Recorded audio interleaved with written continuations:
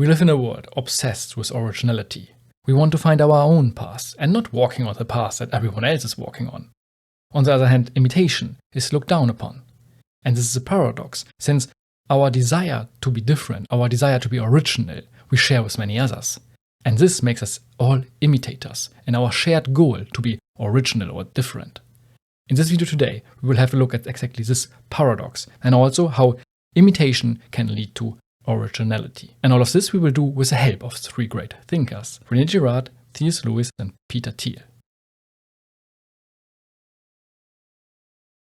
Mimesis, or mimetic desire, is a concept by René Girard, saying that we desire something based on what another person desires. I make a whole video about the mimetic theory, check it out if you want to, but you don't have to go on here now. So the whole point from the theory, or from mimetic desire, is that we imitate desire from another person. And we want to break out of this imitation, by being different. But their need to differ only increases their identicalness, as they become more exact mirror reflections of one another. The original model quickly becomes an anti-model. The mimetic nature of desire, meanwhile, is retained, if not intensified. When everyone wants to differ, everyone is the same in his or her want to differ. And this is basically imitation in reverse. We do not try to imitate, but this try alone that we do not try to imitate is imitation in itself, because many people try this out, like many people want to be not imitating. So we are imitating other people again. This is what René Girard calls negative imitation. Modern society is no longer anything but a negative imitation, and the effort to leave the beaten path forces everyone inevitably into the same ditch. Imitation in itself is nothing bad. We are growing up imitating everyone around us, our parents, grandparents, siblings, and so on. But we are not just imitators as children. All our lives we are imitators, desiring what another person desires, according to the mimetic theory. We are full from the desires of others, and also the desire to be unique, what many of us have, is again here just an imitation, because we are just imitating the desire to be unique from others. So imitation is an essential part of our lives. But in our modern society, we fear it somehow, right? No one wants to imitate, or we also despise it. And why is it? René Girard argues that the despise of imitation is a phenomenon in our modern society. In older societies, imitation was part of a public life, like it was normal to imitate. Because when we think about it, nearly all the time we are imitating, like everyone imitates everything, like most of the time, because this is like the foundation of society.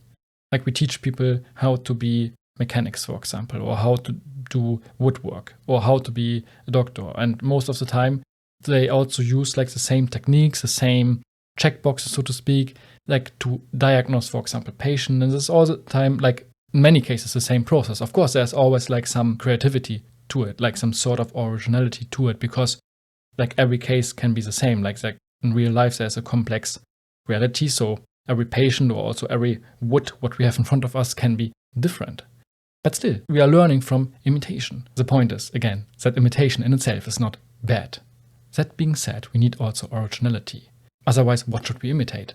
We can't imitate endlessly the imitation. Or can we? Like, I don't know, but I think it makes no sense. We also need originality. But how to get there? Now here is C.S. Lewis' take on imitation and originality. Even in literature and art, no man who bothers about originality will ever be original. Whereas if you simply try to tell the truth without caring twopence how often it has been told before, you will 9 times out of 10 become original without ever having noticed it. C.S. Lewis also argues that we need imitation, especially in the beginning of an endeavor.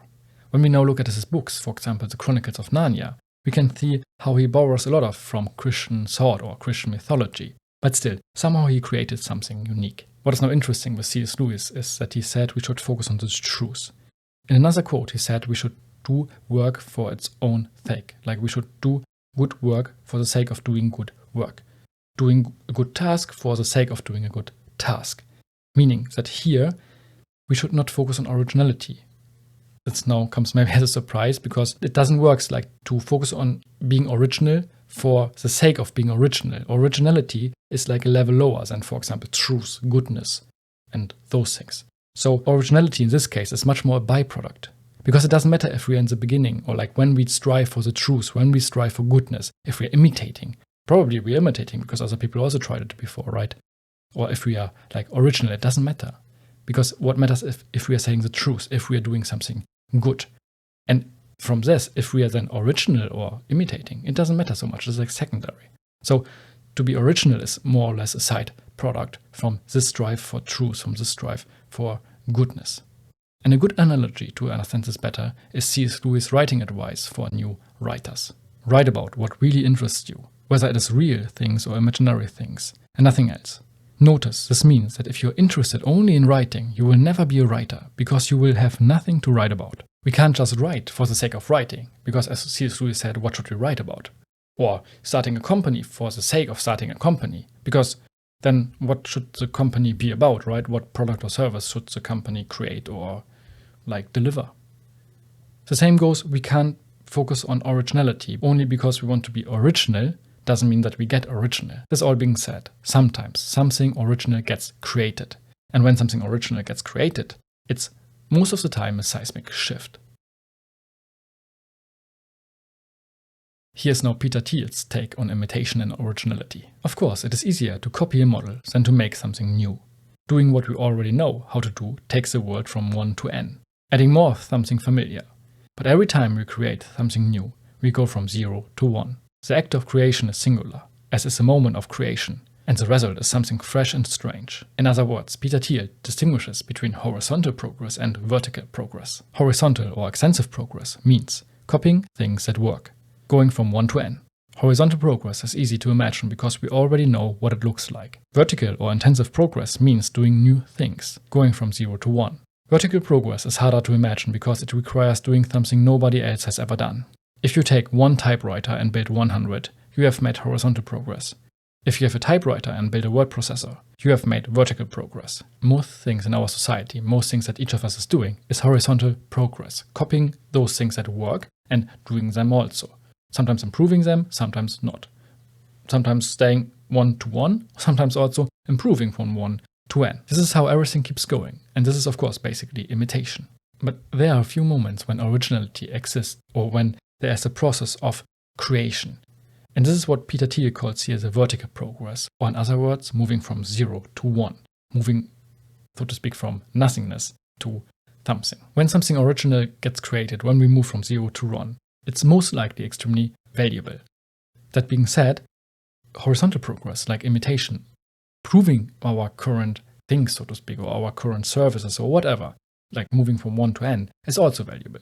Maybe not as valuable as originality itself, but by definition, originality is just extremely, extremely rare.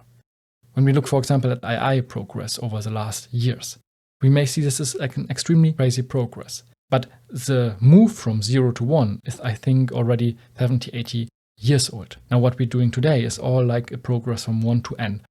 Even if this progress is, of course, extremely rapid and extremely amazing or fascinating, so to speak, right? But I think the originality, like the process of creation, was already done some decades ago. So to conclude this, we need both. We need imitation and also originality. But we have to realize that most of us are in the imitation business, so to speak, and moving from 1 to n, like improving by this, which is of course also extremely valuable. But there are some times when originality is created, or like there's a process of creation, which is in most cases extremely, extremely valuable. Instead of staying here now theoretical, I want to give you a practical example. I don't know if you can identify so good with it, but maybe you can think of your own examples where you are an imitator or where you could also be sometimes the creator of something new. The example I will use is here my YouTube channel, Character and Cognition. But before we look at this, let's look at some premises we figured out from these three thinkers. Imitation isn't something bad in the first place. We are all imitators to begin with. Imitation can lead to originality. True originality, going from 0 to 1, is extremely rare. Yet if it happens, it mostly is a seismic shift. Before I created this YouTube channel, I had the goal to make something unique, to make something original with this YouTube channel, combining theory and practice. But now making this video, I was realizing that I was not original. I was maximally improving. I make horizontal progress, probably moving from 1 to n, like with this YouTube channel. When I started creating videos, the first things I searched for: how to shoot videos, how to set up lighting and the background, how to edit, etc. This is all imitation. Like I just watched some videos from other people, which probably also watch like thousands of other people. So we all imitated this one example. And this video I watched was probably also just an imitation from a previous video this person watched. Then I looked at other YouTubers, how they do it, what works for them, and what can I implement from them in my own videos. Basically, this is what can I copy. Of course, I'm telling myself that I'm not copying one-to-one, that I twist something, that I will change something, that I'm just not like some copycat or some imitator. But in the end, it's also just an imitation, right? Maybe I go from one to n, but still, it's imitation. Now, when we accept the fact that we are basically most of the time imitating, we have to be really careful whom we imitate. Like, who is our model we imitate, right? Because then this is pretty important. When we only imitate good models, this can be extremely beneficial for us. But the moment we imitate bad models can be really dangerous for us. Moving now to the script, the heart and soul of these videos. I write totally by myself. But also here, when I don't look for tips and tricks or something like that, I have to say that I mostly rely on great thinkers, of course. So also here, it was covered before in books. Now, for example, in this video, I try to combine thinkers to create value for you, to create value in general. Still, I think this is not something super original. This is something Peter Thiel would call horizontal progress, moving from 1 to n. I think it's a good realization that we are all imitators and that imitation is nothing bad in general. Of course, maybe we should not copy everything one-to-one and just copy another person's thought and just like tell this is our own thoughts, right? Like, this is like where copying or imitating goes probably too far. But when we label it, like when we label other people's thought as other people's thought and we try to bring our own thoughts in the game, of course it can sometimes be that we have our own thoughts and our own thoughts were already thought 200 years ago, right? Okay, but then this is probably just a compliment for us that we thought the same as some great thinker 200 years ago and we came up by it more or less on our own, right? It's just that imitation in itself is nothing bad. And maybe at some point we create something original. To end this video, let's remember C.S. Lewis' words, to focus on the truth.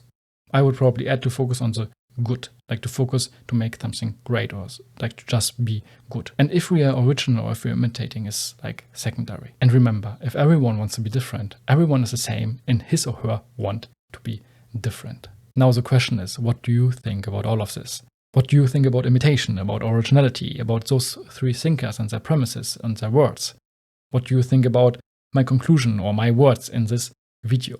Do you agree? Do you disagree? You want something to add? I would really appreciate your thoughts on this in the comments below. Maybe we can talk about it. I would also appreciate feedback from you. Like, how did you like this video? Like, did it brought you any value? Of course, that's the most important part.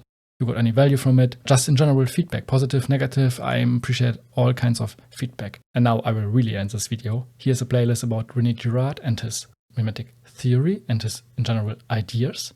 And also some videos about how we apply this mimetic theory to topics like envy, for example. Thank you so much for watching this video today. And as always, I wish you a fantastic day.